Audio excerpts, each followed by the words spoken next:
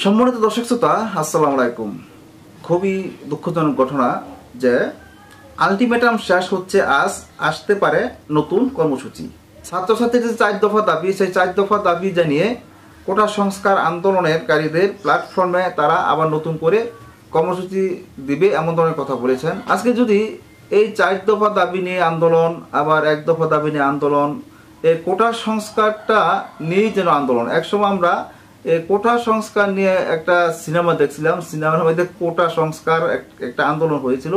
আজকে দেখা যাচ্ছে যে সিনেমার যে গল্পটা আজকে বাস্তবে হয়েছে। এখন দেখা যাচ্ছে যে বাস্তব ঘটনাগুলো নিয়ে, আগে সেই কাল্পনিক ঘটনাগুলো আজকে বাস্তবতায় পরিণত হয়েছে। যে আমরা কোটা সংস্কারকে এটা বুঝতাম না, এখন এই আন্দোলনের পরে আমরা অনেকে বুঝতে পারলাম যে কোটাটা কি, কার কোটা কেমন, কোটা সংস্কারের দাবিটা কি, নিয়ে কেন আন্দোলন হয়েছে। এখন সেই কোটা সংস্কারের আন্দোলনের দাবি নিয়ে যে 4 দফা নিয়ে যে আবার আলটিমেটাম দিয়েছে, সে আলটিমেটাম শেষ হওয়ার পর আবার নতুন করে আলটিমেটাম দেবেন, কর্মসূচি শুরু করবেন, এমন ধরনের কথা বলেছেন।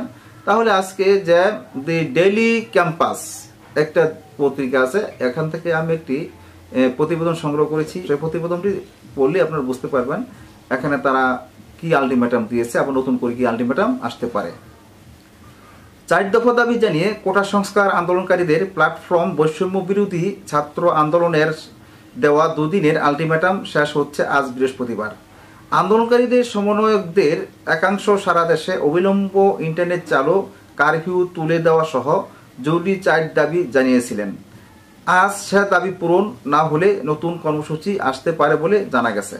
বুধবার রাতে অন্যতম সমন্বয়ক সারজিস ইসলাম বলেন, সারা দেশে অবিলম্বে ইন্টারনেট চালু, কারফিউ প্রত্যাহার, বিশ্ববিদ্যালয় থেকে আইনশৃঙ্খলা রক্ষাকারী বাহিনী সরিয়ে হল খুলে দেওয়া এবং সমন্বয়কদের নিরাপত্তা দেওয়ার দাবি জানিয়েছেন তারা। তিনি বলেন, 4 দফা দাবিতে সরকারকে 2 দিনের আলটিমেটাম দেওয়া হয়েছিল। বৃহস্পতিবার আলটিমেটাম শেষ হলে নতুন কর্মসূচি কি হতে পারে তা নিয়ে তারা বসবেন। বিকেলে জাতীয় প্রেস ক্লাব কিংবা ঢাকা রিপোর্টার্স ইউনিটিতে কর্মসূচি জানিয়ে দেওয়া হবে। এদিকে 9 দফা দাবি আদায়ে আজ বৃহস্পতিবার দেশব্যাপী গণসংযোগ করবে সমন্বয়কদের আরেক অংশ। এ কর্মসূচি পালন করতে সংগঠনটির 52 জন সমন্বয়ক যৌথ বিবৃতি দিয়েছেন বলে জানা গেছে। এর আগে বুধবার নিখোঁজ হওয়া সমন্বয়কদের খোঁজ পেতে বাসাবাড়ি এবং অফিসের সামনে মুখে কালো কাপড় বেঁধে মৌন প্রতিবাদ কর্মসূচি দিয়েছিলেন তারা। সম্মানিত দর্শক শ্রোতা, দি ডেইলি ক্যাম্পাস প্রতিবেদনে আজকে এই পর্যন্তই ছিল। আগামী নিত্য নতুন আবার সংবাদ নিয়ে আপনার সামনে হাজির হব। আজ এই পর্যন্তই। আল্লাহ হাফেজ।